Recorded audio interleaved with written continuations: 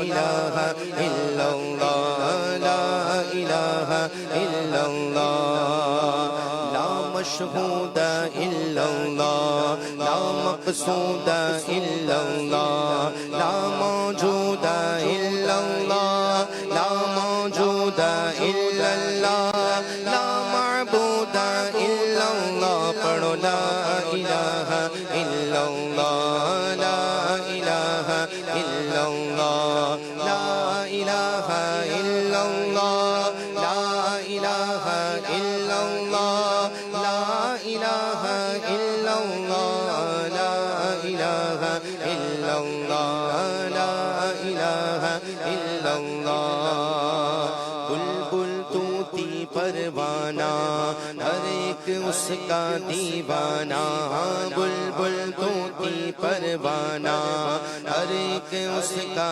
دیوانہ عمری کس کا مستانہ عمری کس کا مستانہ کون چکور کا جانا نا لا الہ الا اللہ لا الہ الا اللہ لا الہ الا اللہ لا الہ الا اللہ لا الہ الا اللہ لا الہ الا اللہ لا الہ الا اللہ وہ ہے منزہ شرکت سے پاک سکون و حرکت سے وہ ہے منزہ شرکت سے پاک سکون و حرکت سے کام ہے اس کے حکمت سے کام ہے اس کے حکمت سے کرتا ہے سب قدرت سے لا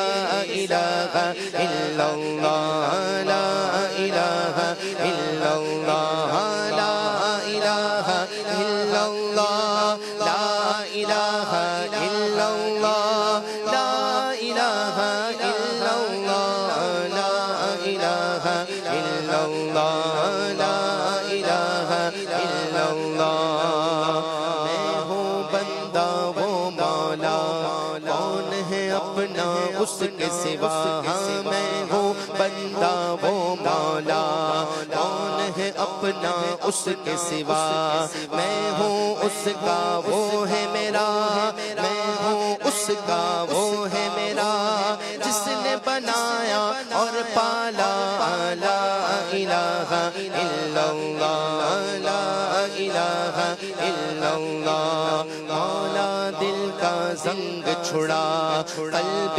نوری پائے جلا مولا دل کا زنگ چھڑا قلب آسی پائے جلا دل کو کر دے آئینہ دل کو کر دے آئینہ جس میں چمکے یہ کلمہ لا الہ الا اللہ لا الہ الا اللہ لا الہ الا اللہ لا الہ الا اللہ لا الہ الا اللہ لا الہ الا اللہ محمد رسول اللہ صلی اللہ تعالی علیہ وسلم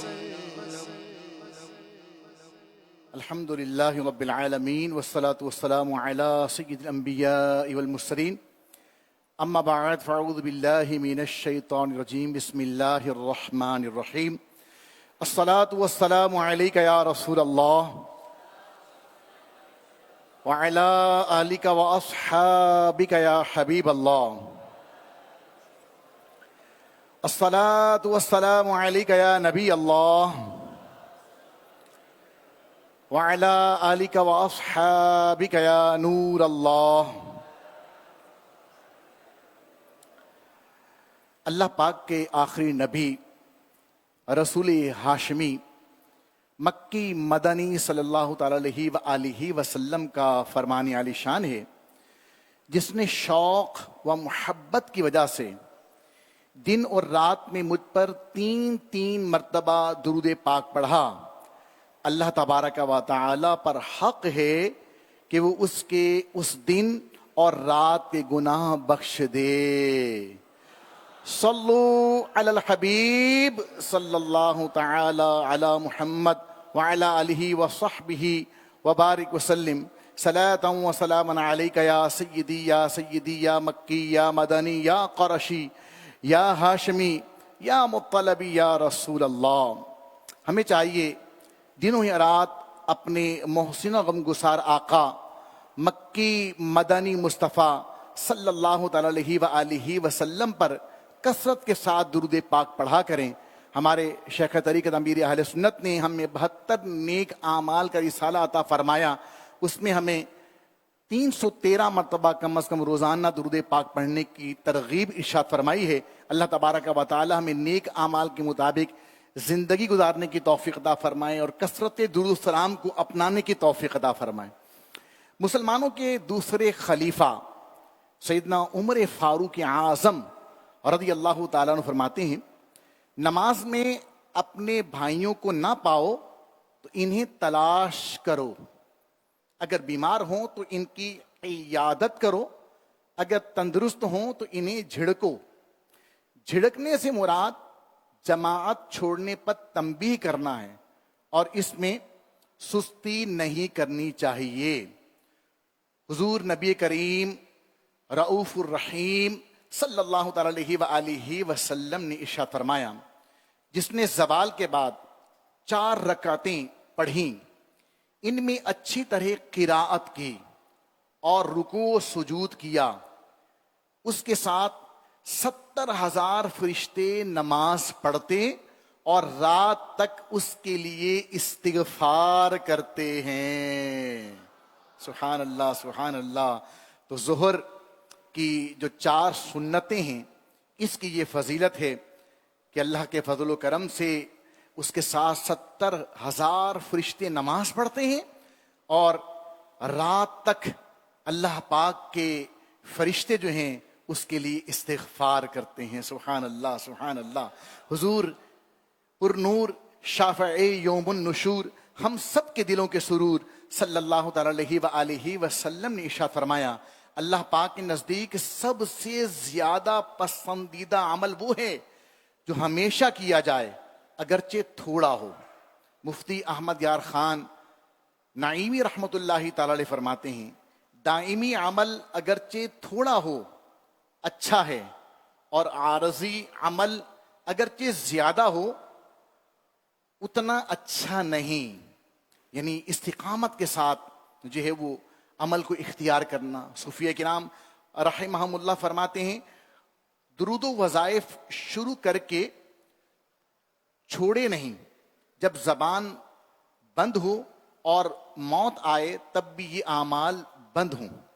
یعنی کنٹینیولی مستقل مزاجی کے ساتھ استقامت کے ساتھ جو ہے وہ اعمال کو بجا لاتا رہے۔ ان کا مواخذ یہی حدیث پاک ہے، یعنی حدیث پاک میں جو مستقل مزاجی کے ساتھ کام کرنے کا ارشاد فرمایا گیا۔ گھر میں جب داخل ہوں تو داخل ہوتے اور نکلتے وقت 2 رکعت نفل پڑھنا مستحب ہے۔ مصطفیٰ جان رحمت شمع بزم ہدایت صلی اللہ تعالی علیہ وآلہ وسلم نے ارشاد فرمایا، جب تم اپنے گھر سے نکلو تو 2 رکعت نماز پڑھ لو کہ تمہیں برے نکلنے سے باز رکھے گی۔ پھر فرمایا، اور جب گھر میں داخل ہو تو 2 رکعت پڑھ لو، یہ تمہیں برے داخلے سے محفوظ رکھیں گی۔ اللہ اللہ۔ تو گھر میں جب آئیں تو 2 رکعت نماز نفل، اور جب گھر سے باہر جائیں تو باہر جانے سے پہلے 2 رکعت نماز۔ ہاں ظاہری بات ہے کہ اگر مکروہ وقت نہ ہو۔ بہرحال امام غزالی رحمۃ اللہ تعالی علیہ مزید لکھتے ہیں، بعض صالحین کرام رحمۃ اللہ تعالی علیہم اجمعین، یعنی اللہ پاک کے نیک بندے جب کچھ کھاتے یا پانی پیتے تو 2 رکعتیں پڑھتے۔ اسی طرح انہیں جو معاملہ بھی پیش آتا اس وقت 2 رکعت نماز پڑھتے، اس کے 3 درجے ہیں. بعض کام بعض کام کئی بار کیے جاتے ہیں، جیسے کھانا پینا، تو ان کا آغاز تسمیہ یعنی بسم اللہ سے کیا جائے. حضور پر نور شافع یوم النشور، ہم سب کے دلوں کے سرور، صلی اللہ تعالی علیہ وآلہ وسلم نے ارشاد فرمایا جو بھی اہم کام بسم اللہ الرحمن الرحیم پڑھ کر شروع نہیں کیا جاتا وہ ادھورا رہ جاتا ہے. فرماتے ہیں دوسرا درجہ، کئی کام ایسے ہیں جو بار بار نہیں کیے جاتے لیکن وہ اہم ہوتے ہیں، جیسے نکاح کرنا اور نصیحت و مشورہ کی ابتدا. اس صورت میں مستحب یہ ہے کہ اللہ پاک کی حمد سے شروع کریں. صحابہ کرام رضی اللہ تعالی عنہم اجمعین کی عادت تھی کہ کوئی پیغام بھیجتے یا نصیحت اور مشورہ کرتے تو حمد الہی سے آغاز کرتے. سبحان اللہ سبحان اللہ. اب تیسرا درجہ فرماتے ہیں جس عمل میں تکرار تو نہیں ہوتا لیکن جب کیا جائے تو دیرپا ہوتا ہے، گویا وہ بھی اہم کام ہوتا ہے، جیسے سفر کرنا، نیا گھر خریدنا، احرام باندھنا یا اس جیسے دیگر اعمال. لہٰذا ان سے پہلے 2 رکعتیں پڑھنا مستحب ہے. اس کا سب سے کم درجہ گھر سے نکلنا اور داخل ہونا ہے، کیونکہ یہ بھی قریبی سفر کی ایک قسم ہے.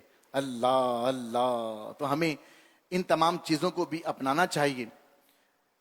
اور مزید امام غزالی رحمۃ اللہ تعالی علیہ لکھتے ہیں کہ بخل کی عادت یوں ختم ہو سکتی ہے. بخل کا علاج فرماتے ہیں بخل کی عادت یوں ختم ہو سکتی ہے کہ انسان مال خرچ کرنے کا عادی ہو جائے، کیونکہ کسی چیز کی محبت اسی صورت میں ختم ہو سکتی ہے کہ انسان اس کے چھوڑنے پر نفس کو مجبور کرے یہاں تک کہ وہ اس کا عادی بن جائے. علماء کرام کہ ایک گروہ نے چھپا کر یعنی نفلی صدقہ دینے میں مبالغہ یعنی حد سے زیادہ اس انداز کو اختیار کیا ہے، یہاں تک کہ انہوں نے کوشش کی کہ صدقہ لینے والا دینے والے کو نہ پہچان سکے. ان میں سے بعض تو نابینا کے ہاتھ میں صدقہ دیتے، یعنی صدقہ دیا پتہ نہ چلے، چھپا کر صدقہ کر رہے ہیں. تو بعض کیا کرتے تھے، نابینا کے ہاتھ میں صدقہ دیتے، بعض فقیر کے راستے میں ڈال دیتے اور اس کے بیٹھنے کی جگہ رکھ دیتے جہاں سے وہ دیکھ لیتا لیکن دینے والا نظر نہ آتا. بعض سوئے ہوئے فقیر کے کپڑوں میں باندھ دیتے، بعض کسی دوسرے کے ہاتھ فقیر کی طرف بھیج دیتے تاکہ وہ دینے والے کو نہ جانے اور کہہ دیتے کہ اسے ہمارے بارے میں نہ بتائیں. سیدنا ابو ذر غفاری رضی اللہ تعالیٰ فرماتے ہیں نبی پاک صلی اللہ تعالیٰ علیہ وآلہ وسلم کعبہ مشرفہ کے سائے میں تشریف فرما تھے. میں خدمت اقدس میں حاضر ہوا تو مجھے دیکھ کر ارشاد فرمایا رب کعبہ کی قسم وہ خسارہ پانے والے ہیں. میں نے عرض کی وہ کون ہیں؟ ارشاد فرمایا کثرت مال و دولت والے، مگر وہ لوگ جو اپنے آگے پیچھے دائیں بائیں اس طرح خرچ کریں، اور ایسے لوگ بہت کم ہیں. اور جو اونٹ، گائے اور بکری کا مالک زکوٰۃ ادا نہیں کرتا تو وہ جانور بروز قیامت پہلے سے زیادہ موٹے تازے ہو کر آئیں گے، اسے اپنے سینگوں سے ماریں گے اور کھروں سے روندیں گے. جب آخری گزر جائے گا تو پہلا دوبارہ آ جائے گا یہاں تک کہ لوگوں کے درمیان فیصلہ ہو جائے گا. تو اگر اللہ تبارک و تعالیٰ نے مال عطا فرمایا ہے تو پھر جو ہے وہ درست انداز کے اندر اس کی جو ہے وہ زکوٰۃ جو ہے وہ ادا کرنی چاہیے. اس معاملے کے اندر بالکل بھی بخل سے کنجوسی سے کام نہیں لینا چاہیے. اللہ تبارک و تعالیٰ عز و جل ہمیں جو باتیں ہم نے جو ہے وہ سنی ہیں، ڈسکشن سنی ہیں، اس پر عمل کرنے کی توفیق عطا فرمائے. الحمدللہ یہ جو باتیں آپ کی بارگاہ میں پیش کی ہیں یہ امام غزالی کی سنہری باتیں. یہ رسالہ جو امیر اہل سنت ہر ہفتے کو اعلان فرماتے ہیں نا، اس کا مطالعہ کرنے کی ترغیب ارشاد فرماتے ہیں ایک رسالے کی. تو اس رسالے میں سے پڑھ کر کچھ سنایا ہے کہ رسالے کا نام ہے امام غزالی کی سنہری باتیں قسط دوم. امیر اہل سنت کی پیاری دعا بھی ہے اور یہ دعا بھی سنتے ہیں اور نیت بھی کر لیتے ہیں انشاءاللہ اس پورے ہی رسالے کا مطالعہ کرنے کی سعادت حاصل کریں گے۔ امیر اہل سنت اللہ کی بارگاہ میں دعا کرتے ہیں، یا اللہ پاک جو کوئی 20 صفحات کا رسالہ امام غزالی کی سنہری باتیں پڑھ یا سن لے، اس کا دل دنیا کی محبت اور گناہوں کی نحوست سے پاک کر دے، اور اس کو ماں باپ اور خاندان سمیت جنت الفردوس میں بے حساب داخلہ عطا فرما، آمین بجاہ النبی الامین صلی اللہ تعالی علیہ وآلہ وسلم۔ صلو علی الحبیب صلی اللہ تعالی علیہ وسلم۔ الحمدللہ رب العالمین، الصلاة والسلام علی خاتم النبیین۔ گناہوں سے مجھ کو بچایا الہی، بری عادتیں بھی چھوڑا یا الہی، خطاؤں کو میری مٹایا الہی، خطاؤں کو میری مٹایا الہی، مجھے نیک خصلت بنایا الہی، مجھے نیک خصلت بنایا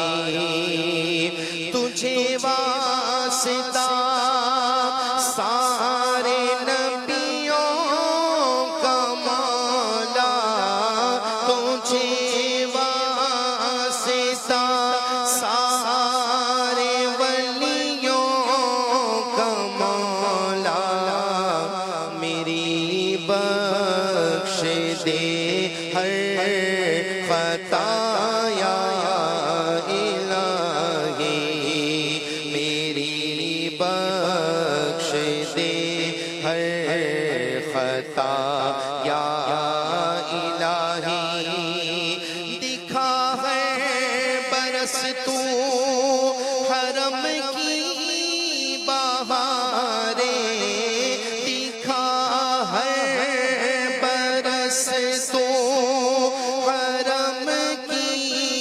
بہاریں، تو مکہ مدینہ دکھایا الہی، تو مکہ مدینہ دکھایا الہی، شرف ہے برس حج کا پاؤں خدایا، چلے طیبہ پھر قافلہ یا الہی، چلے طیبہ پھر قافلہ یا الہی، بقیے مبارک میں تدفین میری، بقیے مبارک میں تدفین میری، ہو حسنین کا واسطہ یا الہی، ہو حسنین کا واسطہ یا الہی، تو عطار کو چشم نم دیکھ ہر دم، سگے عطار کو چشم نم دیکھ ہر دم، مدینے کے غم میں رولایا الہی، مدینے کے غم میں رولایا الہی، گناہوں سے مجھ کو بچایا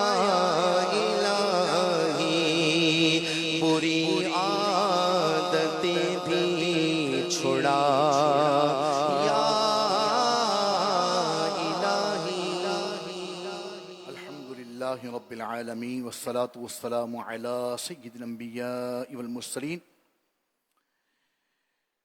جزا الله عنا سيدنا مولانا محمدا صلى الله تعالى عليه وسلم صلاة وسلاما عليك يا سيدي يا رسول الله. ربنا آتنا في الدنيا حسنة وفي الآخرة حسنة وقنا عذاب النار وقنا عذاب القبر وقنا عذاب الحشر وقنا عذاب الميزان. رب اغفر وارحم وأنت خير الراحمين. اللهم أجرنا من النار. اللهم اهدنا الصراط المستقيم. يا ربنا يا ربنا یا ربنا یا ربنا یا ربنا. اے پاک پروردگار، تیرے گنہگار بندے تیری بارگاہ بے کس پناہ میں حاضر ہیں. اے اللہ، تیرے حبیب صلی اللہ تعالیٰ علیہ وآلہ وسلم کی پیاری پیاری سنت پیر شریف کا ایک تعداد میں عاشقان رسول نے روزہ رکھ رکھا ہے. اے اللہ، اس وقت افطار کا وقت قریب ہے. مالک مولا تیری بارگاہ میں حاضر ہیں. اے اللہ، ہماری تمام صغیرہ کبیرہ گناہوں کو اپنی رحمت سے معاف فرما دے. یا اللہ، بلکہ جتنے بھی بتقاضۂ بشری ہم سے گناہ سرزد ہوئے ہیں، اے مالک مولا عز و جل وہ تمام اپنی رحمت سے معاف فرماتے ہوئے اے اللہ تمام گناہوں کو نیکیوں سے تبدیل فرما دے.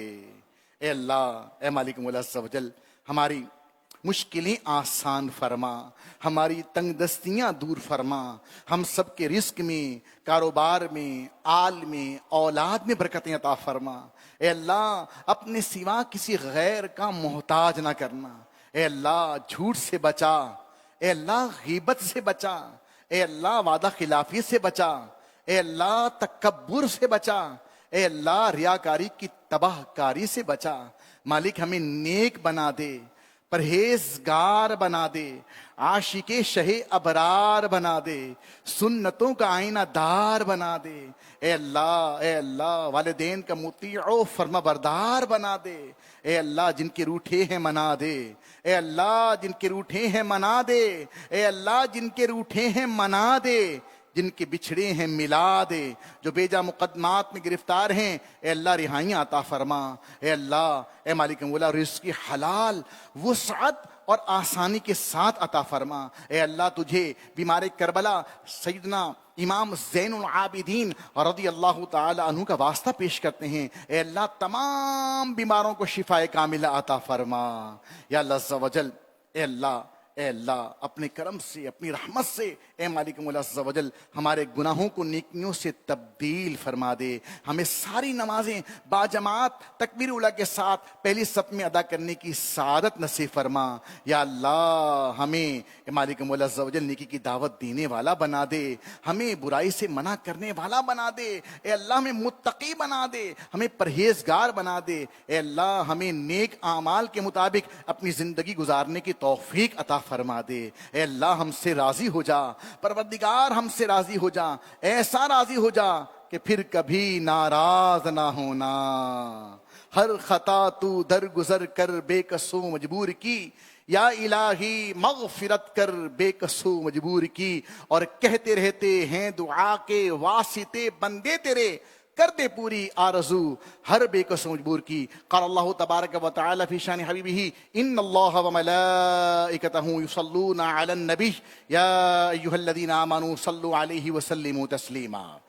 صلی اللہ علی النبی نبی صلی اللہ علیہ وسلم صلاۃ و سلام علیک یا سیدی یا رسول اللہ. سبحان ربک رب العزۃ عما یصفون وسلام علی المرسلین والحمد للہ رب العالمین بحق لا الہ الا اللہ محمد رسول اللہ. باب المدینہ کراچی میں افطار کا وقت ہو چکا ہے. تمام عاشقان رسول جنہوں نے روزہ رکھا ہے روزہ افطار فرما لیجئے.